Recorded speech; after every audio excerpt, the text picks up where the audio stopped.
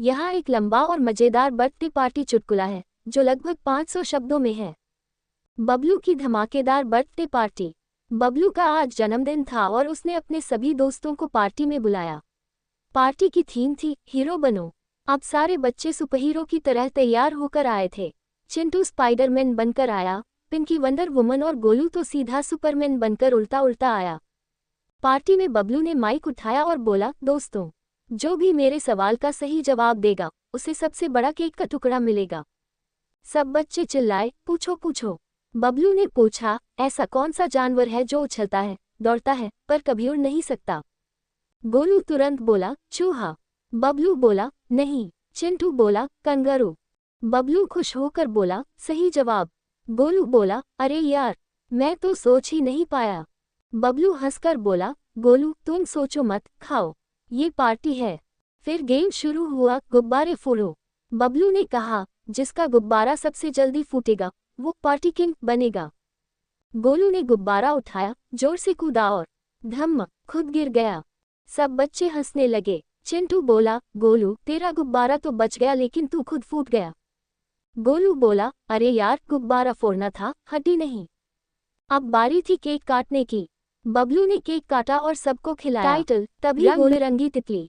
बहुत समय पहले की बात है, एक सुंदर बगीचे में रंग बिरंगी तितलियां खेलती कूदती थीं। उसी बगीचे में एक नन्ही सी भूरे रंग की तितली रहती थी जिसका नाम था प्यारी। प्यारी हमेशा उदास रहती थी क्योंकि उसके पंख रंगीन नहीं थे। वह सोचती, काश मेरे पंख भी चमकदार और सुंदर होते तो मैं भी सबकी तरह उड़ पाती। एक दिन प्यारी ने अपनी दोस्त लाल तितली से पूछा, तुम इतनी सुंदर कैसे हो? लाल तितली मुस्कुराकर बोली, मैं खुश रहती हूँ, यही मेरी सुंदरता का राज है। प्यारी सोच में पड़ गई, क्या सच में खुशी से सुंदरता बढ़ती है? अगले दिन प्यारी ने सोचा, क्यों न मैं भी खुश रहूं और दूसरों की मदद करूं। उसने देखा कि बगीचे में एक छोटी मधुमक्खी फूलों तक नहीं पहुंच पा रही था। उसका नाम था बबलू बंदर। बबलू बहुत हंसमुख था और जंगल के सभी जानवरों का अच्छा दोस्त था।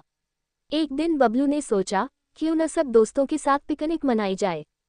बबलू ने तुरंत ही अपने दोस्तों गिन्नी गिलहरी, टोनी तोता, डॉली हिरन और गप्पू भालू को बुलाया और कहा, चलो दोस्तों, कल हम सब मिलकर नदी किनारे पिकनिक मनाएंगे।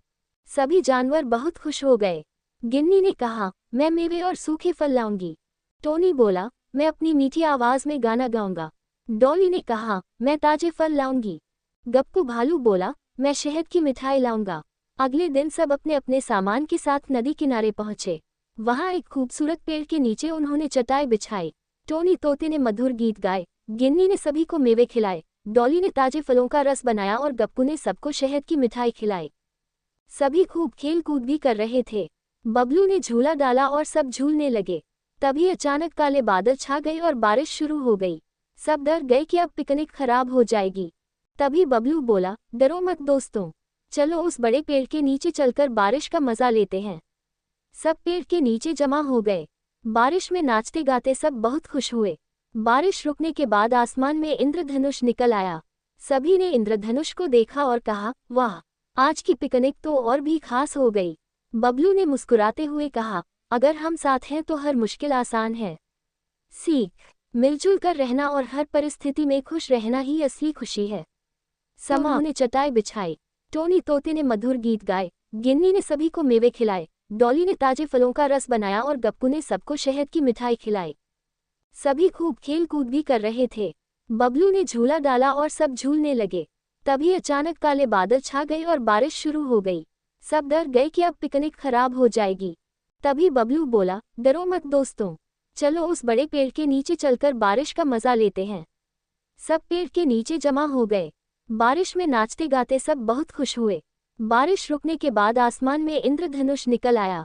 सभी ने इंद्रधनुष को देखा और कहा, वाह, आज की पिकनिक तो और भी खास हो गई। बबलू ने मुस्कुराते हुए कहा, अगर हम साथ हैं तो हर मुश्किल आसान है। सीख, मिलजुल कर रहना और हर परिस्थिति में खुश रहना ही असली खुशी है।